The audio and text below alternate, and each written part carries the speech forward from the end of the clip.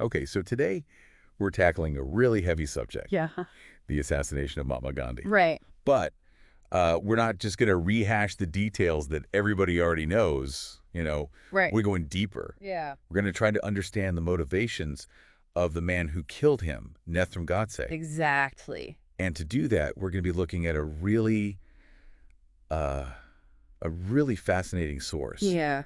Godse's own words, his statement in court, That's right. His defense. his defense of his actions. And what's really interesting is we're going to be pairing that with analysis from historians. Yeah, to get a more complete picture, right? Exactly. To put things into context. Now, I think it's important to say right off the bat, Yeah. this is not about in any way condoning Godse's actions. No, absolutely not. This is about understanding them, Right. trying to see the world through his eyes. Exactly. To understand his perspective. Now, here's where things get really interesting. Okay. Because Godse wasn't just some, fringe religious fanatic. Yeah. He was actually deeply involved in India's fight for independence. That's right. He was, in fact, a secular nationalist. Yeah. So to understand what led him to assassinate Gandhi, Right. I think we have to try to put ourselves back in time. Yes. Back to India in 1947. 1947. Yeah. It's, the nation is on the verge of independence. Yeah. There's this incredible feeling of hope, Uh-huh. but at the same time, There's a lot of tension. there's this incredible tension. Yeah, absolutely. Religious and political tensions. Yeah, I mean, partition is looming. It is. And the violence that came with it, Yeah. Devastating. yeah, devastated for so many people. Absolutely. And that violence is really crucial to understanding Godse's perspective. Okay. Because he truly believed that Gandhi was directly responsible for the creation of Pakistan. Wow. He even called him the father of Pakistan. That's a pretty serious accusation. It is. So what was Godse basing that on? Well, he believed that Gandhi's policies of appeasing Muslims throughout the independence struggle had completely backfired. All right. And instead of uniting Hindus and Muslims, as Gandhi had hoped, Godse felt these actions had actually just emboldened the separatist movement. Yeah, okay.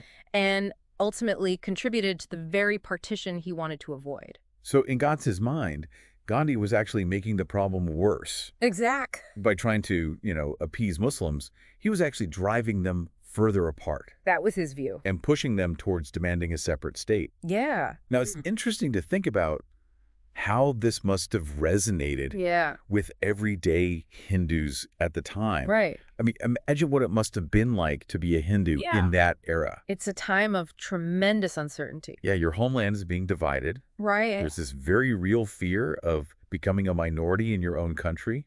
Exactly. And then on top of that, you're hearing these reports of violence Yeah. against Hindus coming from the newly formed Pakistan. It's a very scary time. So it makes sense It is. that in that context, right, some Hindus might have been receptive Yeah. to Godse's argument that Gandhi was, in their eyes, Yeah. putting Muslim interests ahead of their own. Absolutely. And it's important to remember that Godse wasn't just speaking in generalities. Right. He cited very specific examples Okay. to back up his claims. So what were some of these examples? Well, one that really stood out to Godse Okay. was Gandhi's support for the Khilafat movement in the 1920s. The Khilafat movement. Remind me what that was all about. So this was a movement to restore the Ottoman Caliphate, Right. which had been abolished after World War I. Right. And here's the interesting thing. Even Muhammad Ali Jinnah, Okay. the founder of Pakistan, Yeah. opposed the Khilafat movement. Real. He saw it as irrelevant to Indian Muslims. So even Jinnah thought it was a bad idea, Yeah, but Gandhi supported it. he did. What was he thinking? Well, Gandhi saw it as a way to bridge the gap between Hindus and Muslims Okay. and to unite them against British rule. He believed that showing solidarity with Muslims Right. on this issue Okay. would foster a sense of camaraderie Right. and strengthen the independence movement. So he was thinking about the bigger picture, Exactly. trying to present a united front against the British. Yeah. But how did Godse see this? Well, Godse saw it as a major blunder. Okay. He argued that getting involved in a movement Right. that was essentially about a foreign power. Yeah, the Ottoman Empire. The Ottoman Caliphate, right? Right. Not only diverted attention from the core issues of Indian independence, Right. but also ended up fueling communal tensions within India. Okay. In fact, the movement fizzled out. It did. And its collapse led to some of the worst Hindu-Muslim violence India had ever seen. So even though Gandhi's intentions might have been good, yeah, from Gandhi's perspective, it backfired, it made things worse? Exactly. And this wasn't the only example Godse used to support his argument. What else did he point to? Well, he also pointed to Gandhi's handling of the Round Table conferences in the early 1930s. Right, I remember learning about those. Yeah, these were conferences meant to discuss constitutional reforms for India. Right, so what did Gandhi do there that upset Godse? Well, Gandhi advocated for separate electorates for Muslims. Meaning Muslims would vote only for Muslim candidates in certain elections. And Godse saw this as a very dangerous step towards solidifying a separate political identity for Muslims, which, in his view, ultimately paved the way for partition. So he saw it as kind of like drawing a line in the sand. Yeah, exactly. Reinforcing this idea that Hindus and Muslims were two separate political entities. That's right. He believed it really undermined the vision of a united India. So he saw these separate electorates as a form of appeasement. Exactly. That would just embolden separatist sentiments. And ultimately lead to the division of the country. Yeah. It's interesting. It's almost like... It's a paradox. Yeah, Gandhi, the apostle of unity, supporting something that, at least from Godse's perspective, further divided Hindus and Muslims. Yeah, and Godse had one final example that he used to really drive home his point. And this focused on an event that happened after partition. After partition, So despite ongoing conflict with Pakistan, including the war in Kashmir, Gandhi insisted that India pay Pakistan its share of the funds from British India. Wait, so even while they were at war, he wanted to give them money? He did. He was committed to nonviolence and fairness.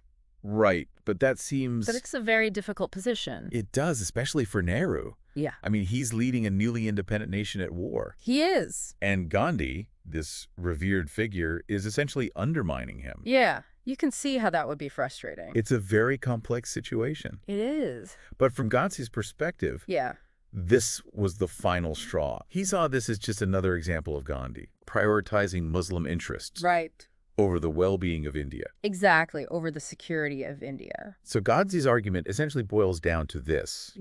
Gandhi, through his actions and policies, was responsible for the creation of Pakistan. That's a good summary. And was continuing to put India at risk even after partition. Yeah. And again, it's important to emphasize that we are exploring these arguments. We're not endorsing them. Absolutely not. But to understand why Godse did what he did, we need to grasp how he saw the world. And how he interpreted Gandhi's actions. Exactly. It's about understanding his perspective. No, Godse didn't stop there. He didn't just accuse Gandhi of being the father of Pakistan. He also launched a direct attack on Gandhi's philosophy of nonviolence. Yes. And this is where things get even more complex. Well, they do. So what was it about nonviolence that Godse objected to? Well, it's not that he completely rejected it. He even practiced nonviolence himself at one point. Really? Yeah. His issue was with Gandhi's absolute and unwavering commitment to it. So he's saying that nonviolence might be a fine principle in a perfect world. But that in the real world... It's a lot more complicated. It has its limits. He argued that practicing absolute nonviolence in the face of those willing to use force was not only naive, but incredibly dangerous. He believed it left Hindus vulnerable and ultimately contributed to their suffering during partition. So he's saying that you have to be willing to fight back. In some cases, yeah, that was his view. Was he alone in this view? Not entirely. There were others within the independence movement who also had reservations about Gandhi's strict adherence to nonviolence. So it wasn't just Godse. No. This was a debate that was happening. It's a complex issue. Within the movement itself. Yeah, absolutely. Okay, so before we delve into those different perspectives, let's explore Godse's critique a little bit further. Yeah, let's unpack that.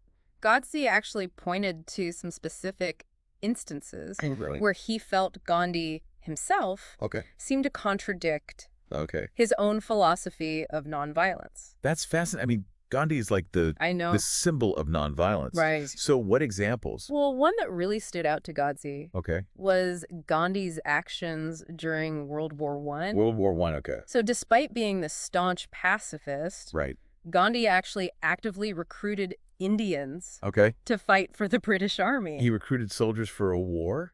He did. That seems completely at odds. It does. It does seem like a contradiction. Everything we know about him. And Godse really seized on this to argue that even Gandhi recognized that there were times when violence was unavoidable. So he's saying that it's a hypocrisy in Gandhi's absolute pacifism. That was his argument. So to Godse, this wasn't just theoretical. No. This was like, hey, look, Gandhi himself didn't always practice what he preached. Right. He pointed to these inconsistencies. And it's making me wonder, was Gandhi's stance on nonviolence really as black and white as we often assume? It's a good question. Or was it more nuanced, more complex? Yeah, and it's one that historians continue to debate. They do, yeah. I mean, Gandhi's life and philosophy were incredibly complex. Absolutely. And it's important to remember that he was operating in this really difficult political landscape, trying to balance competing interests, trying to achieve these incredibly lofty goals. Yeah. So it's possible. It is. That while Godse, may have oversimplified things, his critique does raise some valid points. It does. About the complexities of nonviolence. Yeah. Especially in a situation as volatile as India in 1947. Absolutely. It's not always easy to reconcile those ideals with the harsh realities of conflict. No, it's not. And, it's important to remember that Godse wasn't alone in having reservations about the absolute efficacy of nonviolence. Especially when it came to national defense. Okay, so you're saying there were others who shared this view. Yes. Who else was critical of Gandhi's approach? Well, one prominent figure was Sri Aurobindo Ghose. Sri Aurobindo? Yeah, an influential philosopher and a former Congress leader. I've heard the name. Yeah. But I'll admit, I'm not super familiar with his ideas. Okay, well... What were his main criticisms of Gandhi? So Aurobindo believed that nonviolence could be a very powerful tool for social change and political reform. Right. But he saw its limits when it came to defending the nation against external threats. Okay, so he's talking about national defense. Yeah, exactly. Not so much about, internal social movements. Right. He's saying that at some point, you need to be able to defend yourself. Right, and he famously said, nonviolence can't defend, one can only die by it. Wow, that's... Yeah, it's a powerful statement. It's a very powerful statement. And it echoes Godse's point. Yeah. That simply being willing to suffer or to die doesn't necessarily protect you. Doesn't protect you from force. Right. So Aurobindo felt that a nation had a moral obligation to protect itself. Yeah. Not just through passive resistance. Right. But through strength and preparedness. Through self-defense. So he wasn't advocating for abandoning nonviolence altogether. Right.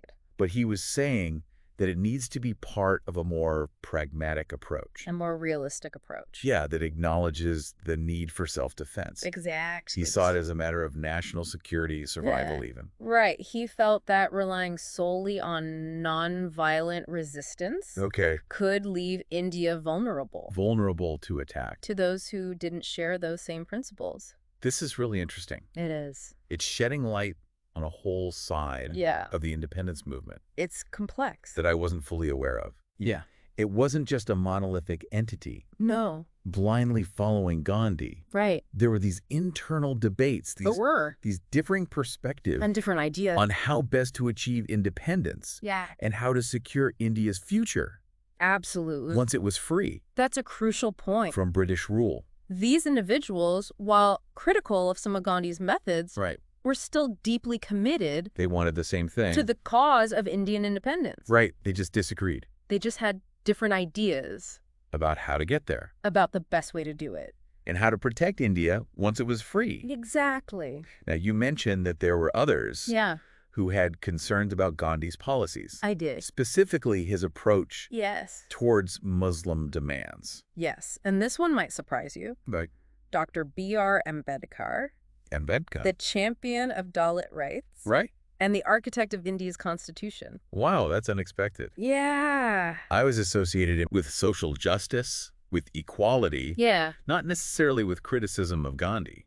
It is true that Ambedkar greatly admired Gandhi's work in challenging untouchability. Okay. However, he also believed Okay. that some of Gandhi's policies are actually detrimental to the interests of Hindus. Of Hindus, okay. Particularly those from the lower castes. That's interesting. What specifically did he take issue with? Well, he felt that Gandhi, Yeah. in his pursuit of Hindu-Muslim unity, Okay. sometimes overlooked the deep-seated inequalities Within Hindu society itself. within Hindu society itself. So he's saying that Gandhi was so focused on this bigger picture Yeah. of a united India Right. that he missed the finer details. Yeah. The struggles of those who are most vulnerable He did. within Hinduism. Exactly. And Ambedkar even went so far as to say He did. that some of Gandhi's actions, Yeah. like advocating for separate electorates, Right. actually further marginalized Dalits He felt they were detrimental. within the political system. Yeah. This is really making me rethink I know, it's complex. some of my assumptions Yeah. about Gandhi and the independence movement. It's not a simple story. It wasn't just this good versus evil, Yeah. oppressor versus oppressed narrative. All right. It was so much more complicated than that. It was a tapestry. Yeah, this tapestry. Of competing interests and ideologies. Exactly. And visions for the future of India. So we've established that Godse wasn't alone We have. in his criticisms of Gandhi, Right. that there were others Yeah. who shared some of his concerns, Yeah, absolutely. even if they didn't resort to the same extreme measures. Right. But in the end, In the end, he did. Godse did take things to a horrific extreme. He did. So the question is, Yeah.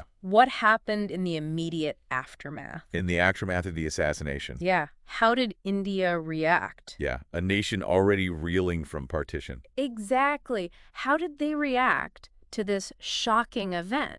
Yeah. Well, the immediate reaction across India... Even among many who had disagreed with Gandhi, Okay. was shock and horror. Shock and horror. The nation went into mourning, Oh. and the outpouring of grief was immense. Understandable. It was. I mean, but I imagine beneath that initial shock and grief, Yeah. there must have been Oh, absolutely. a whole range of emotion. A whole spectrum. Especially within the Hindu community. Especially within the Hindu community. I mean, some might have seen gods as a villain, Of course. while others might have felt some sympathy Yeah. for his motives, Right. even if they condemned his actions. You're right. The reactions were complex. Yeah. Agreed. And partition was such a traumatic experience. It was. So many Hindus. For so many people. It wasn't just a political event.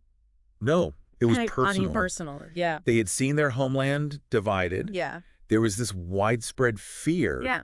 of becoming a minority In their own country. in their own country, and the violence. And the displacement. The displacement, these were fresh wounds. Yeah. So in that context, it's Oh. easier to understand It is. why some might have been receptive Yeah. to Godse's argument. So he was tapping into this Yes. very real sense of fear and anxiety Absolutely. within the Hindu community. And he presented himself as a defender of Hindu interests. Okay. Someone who was willing to take drastic action Right. to protect what he saw as the soul of Hindu India. And while few condoned his methods, Right. there were those who saw him as a misguided patriot.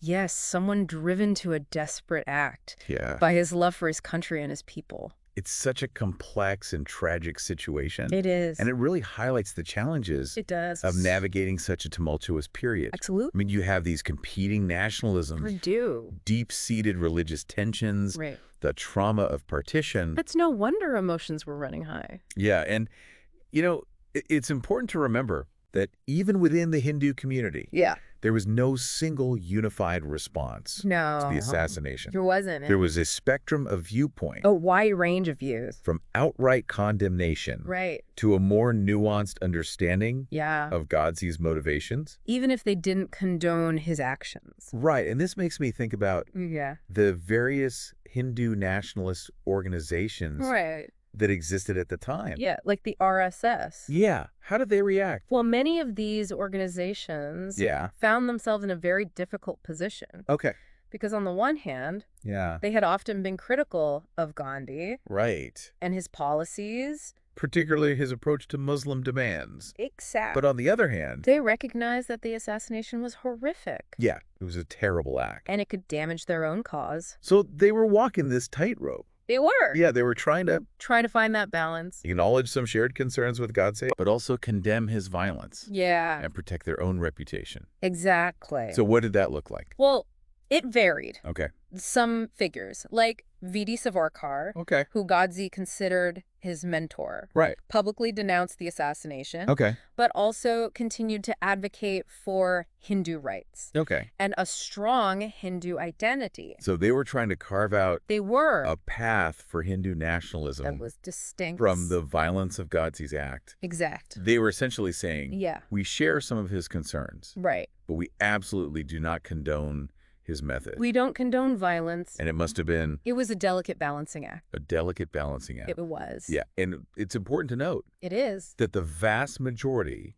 of Hindu leaders and intellectuals at the time condemned the assassination outright. They did. They recognized that Godse's act. It wasn't just about taking a life. No. It was about... It was a blow. Damaging the image. To the image of Hinduism. Of Hinduism and the cause of Hindu nationalism. Absolutely. So they understood that this act of violence could actually set back. It could backfire. The very movement they were trying to advance. Exactly. Many feared that it would paint all Hindu nationalists as extremists. As extremists, yeah. Yeah. And fanatics. And make it harder. Making it harder to achieve their goals. In this new democratic system. So there was a pragmatic element. There was. To their condemnation. Absolutely. It wasn't just about ethics. No. It was about political strategy. It was about survival. Yeah, they knew they had to... They had to be careful. Navigate this new reality very carefully. Very carefully. They had to distance themselves from the violence. From the violence. While also finding ways to advocate for Hindu interests. Within this new framework. Within the framework of a secular democratic India. Of a secular democratic India. This has been a really insightful look. It has. At a very complex. Very complex. And sensitive period in Indian history. It has. It's clear that Gandhi's assassination had a profound impact on the Hindu community. It did. It forced a reckoning. It did. A reassessment of goals and strategies. And it highlighted the diversity of thought within Hinduism itself. There was no single response. There was no single response. It wasn't a monolith. No, there were those who aligned with Godse's more militant views. Right. And there were those who embraced a more inclusive vision for India. And it strikes me that this internal debate within Hinduism is still relevant today. It is. I mean, the legacy of Gandhi? Yes. His approach to Hindu-Muslim relations. Right. The role of Hindu nationalism in Indian society. These are all issues. These are all issues. That continue to shape India today. That continue to shape Indian politics and identity. Absolutely. The conversations we've been having about Godse, about Gandhi, about partition. They're not just about the past. They're not just about the past. They resonate with contemporary issues. It's a lot to process. It is. We've explored some really challenging aspects of Indian history. A dark chapter. A dark chapter marked by violence and division. Yeah.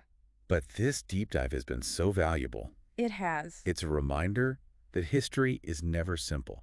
No. It's messy. It's messy. It's full of contradictions. Yeah, absolutely. And it's often shaped by individuals making choices. This is. Sometimes good, sometimes bad. Right. That have ripple effects. They do. Far beyond their own time. They ripple through history. And I think one of the key takeaways here is the importance of understanding multiple perspectives. It's crucial. We've delved into Godse's rationale. We have. His anger, his disillusionment. Right. We've explored the broader Hindu response. We have. The condemnation. The condemnation. The nuanced understanding. The nuanced understanding. The strategic calculation. Yeah. By engaging with these complexities, we gain a deeper understanding. We do. Not just of the past, but also of the present. Absolutely. We started this deep dive.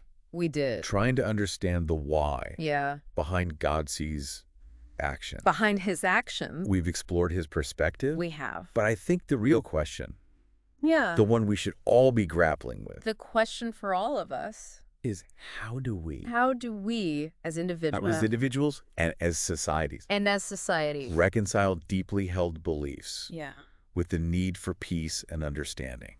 how do we live together? How do we make sure that our passion, Right. however strong they may be, Our conviction. never lead us down a path of violence and destruction? That's the challenge, isn't it? It is. To hold on to our convictions while also being open to dialogue. To dialogue. To empathy. To recognizing that our own truths are just one part. One part of a much larger story.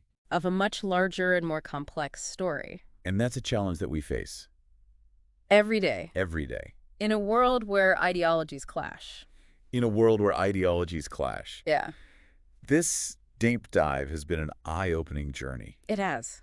We've covered a lot of ground. We have. But I think we've only scratched the surface. We've just begun to explore. Of this really complex. Very complex. And multi-layered story. Multi-layered story. It's a story that continues to resonate. It does. To challenge us. It does. To remind us. It does. That the pursuit of understanding and peace is an ongoing process. It's a journey. It requires constant effort. Constant effort. And a willingness to engage with difficult questions. With the hard questions. Well, that's it. And as we continue to grapple with these questions, with the legacies of the past. The legacies of the past. And the challenges of the present. The challenges of the present. Let's remember that dialogue.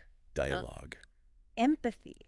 And a commitment to nonviolence. Even in the face of disagreement. Even when it's hard. Are the most powerful tools we have for building a more just and peaceful world. Absolutely. Welcome back to our deep dive into the assassination of Mahatma Gandhi. Yeah. So we've been exploring, Nathuram Godse's motivations, his critiques of Gandhi, and this idea that he wasn't alone in having those concerns. Exactly. But now I'm really curious to hear more about, the broader Hindu response to the assassination itself. Right. It must have been such a complicated and sensitive issue. Absolutely. I mean, immediately following the assassination, the overwhelming reaction, even amongst Hindus who had been critical of Gandhi, was shock and condemnation. Yeah. The violence of the act was widely denounced, and many recognized, the profound loss that Gandhi's death represented for the nation. Especially so soon after partition. Especially so soon after partition. It makes sense. It does. That people would be horrified by such a brazen act of violence against, someone as revered as Gandhi. Absolutely. But at the same time, I imagine there must have been some there were. Who, while not condoning the assassination, still felt some degree of sympathy for Godse's perspective. For his motivations, I mean, we talked about how traumatic the partition was for many Hindus. For so many. And I imagine for some, it would have been hard not to at least understand where that anger and frustration was coming from. It's important to remember that for many Hindus, partition wasn't just this abstract political event. No, it was personal. It was a deeply personal and emotional upheaval. Yeah, they saw their homeland divided. They had these fears of becoming a minority in their own country. And they had experienced violence. The displacement. These were fresh wounds. Absolutely. So in that context, it's easier to understand why some might have been receptive. To Godse's arguments, To Godse's arguments. And he was tapping into this very real sense of fear and anxiety. He was giving voice within the Hindu community. To those who felt unheard. He was presenting himself. He was. As a defender of Hindu interests. As a protector. Someone willing to take drastic action. Yeah, to protect what he saw. Protect, As the soul of Hindu India. And while few condone his methods. There were those who saw him as misguided. As a misguided patriot, Driven by a love for his people. It's just such a... It's a tragedy. A complex and tragic situation. It really is. It really highlights these challenges. Of navigating such a tumultuous period. Absolutely. You have these competing nationalisms. You do. You have these deep-seated religious tensions. You have the trauma of partition. No wonder emotions were running so high. And even within the Hindu community, there's no single unified response. No, there wasn't. You had this spectrum of viewpoints. A whole range. From outright condemnation to a more nuanced understanding of his motivation. Of Godse's motivations. Even if they didn't condone the act itself. Right, and it makes me think about the various Hindu nationalist organizations that existed at the time. Like the RSS. Like the RSS, How did they react? Well, a lot of these organizations found themselves in a really tricky situation. Okay. Because on the one hand, yeah, they'd been critical of Gandhi. Yeah, if his policies... Especially his approach to Muslim demands. Right. But on the other hand, yeah, they recognized that the assassination was horrific. Was a horrific act. And could damage their own cause. And could backfire on them. So they're trying to walk this tightrope. Yeah. Yeah. Trying to find that balance. Acknowledging these shared concerns with Godse, but also condemning the violence. Yeah. And protecting their own reputation. Exactly. So what did that look like in practice? Well, it varied. Okay. Some figures, like V.D. Savarkar, who Godse considered his mentor, right, publicly denounced the assassination, while also continuing to advocate for Hindu rights and a strong Hindu identity. So they were trying to forge a path